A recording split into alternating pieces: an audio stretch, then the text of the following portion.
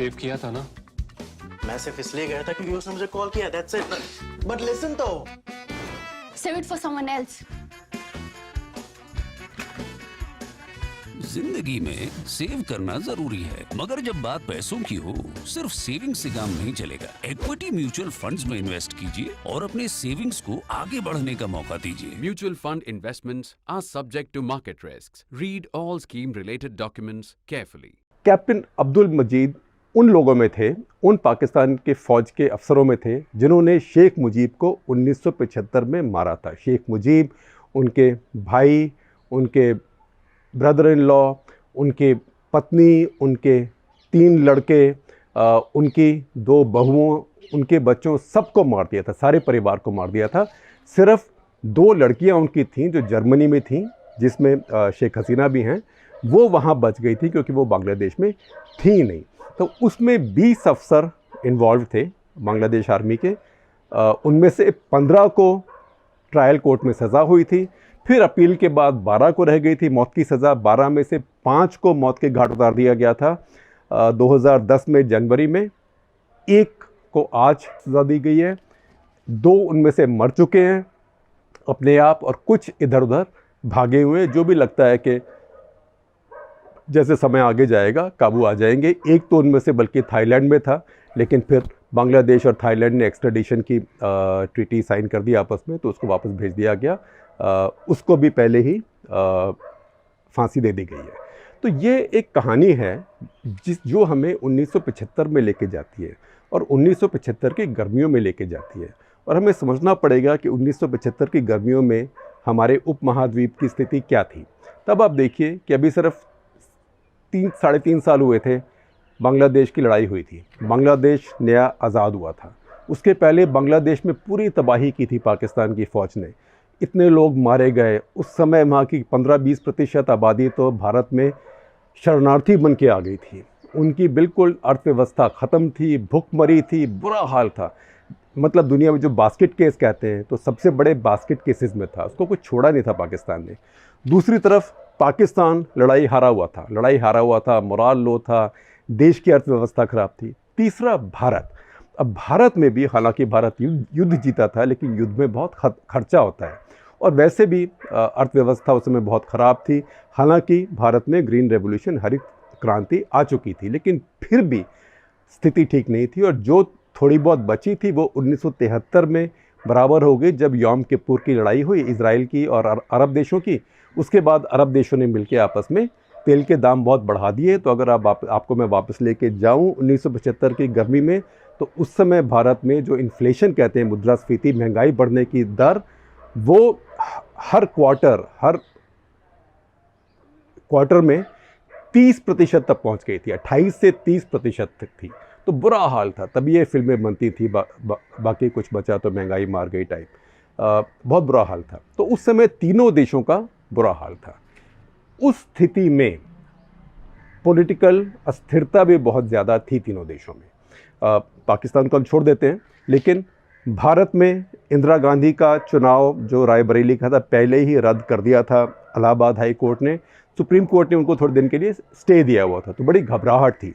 जयप्रकाश नारायण का मूवमेंट शुरू हो गया था, नवनिर्माण मूवमेंट, और लग रहा था कि अभी इंदिरा गांधी गई।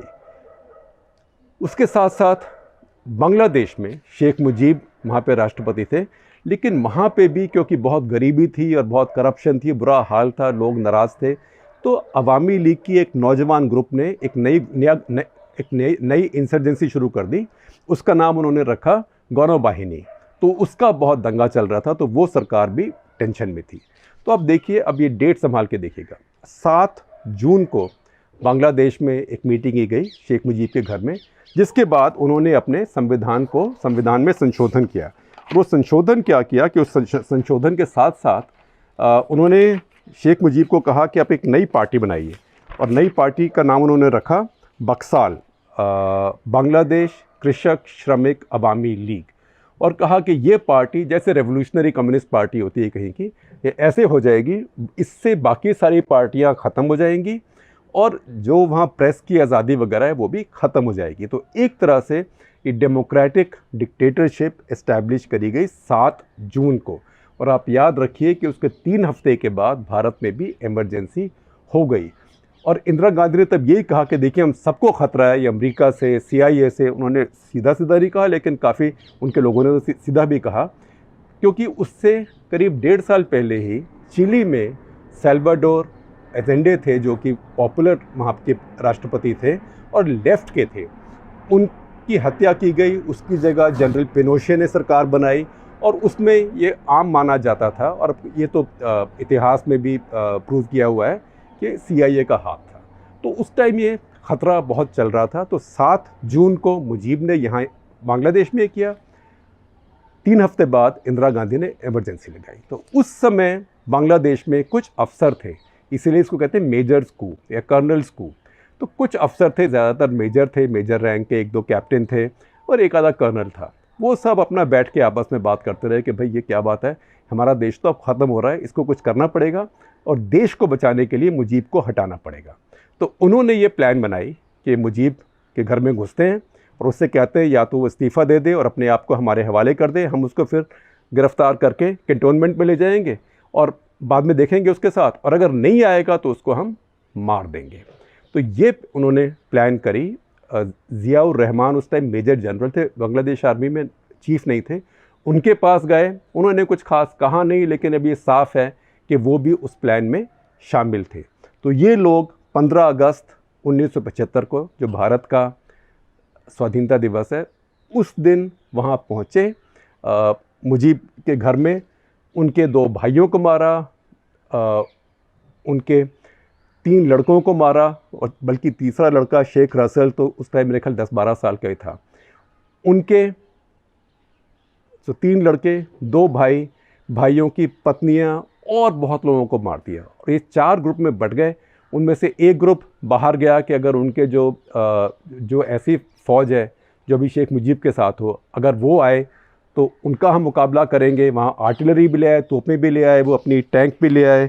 और शेख मुजीब ने जब अपना एक कर्नल बुलाया जो मिलिट्री इंटेलिजेंस का चीफ था और कहा भाई आप कुछ करिए, कर्नल जमीलुद्दीन, और उसने आके कुछ कोशिश की इनको समझाने की, तो उसको भी मार दिया। फिर 2 ग्रुप वहाँ से और बाहर गए, तो शेख साहब की बेगम साहिब को भी मार दिया गया था। उनका नाम था शेख फजीलतुन्निसा मुजीब, उनको भी मार दिया गया। तो फिर वो गए, 2 ग्रुप बाहर गए। एक ग्रुप गया शेख फजलुल हक मनी के घर, जो कि मुजीबुर रहमान के भतीजे थे और वो भी अवामी लीग के नेता थे। उनको मार दिया गया और उनकी गर्भवती पत्नी थी, उनको भी मार दिया गया।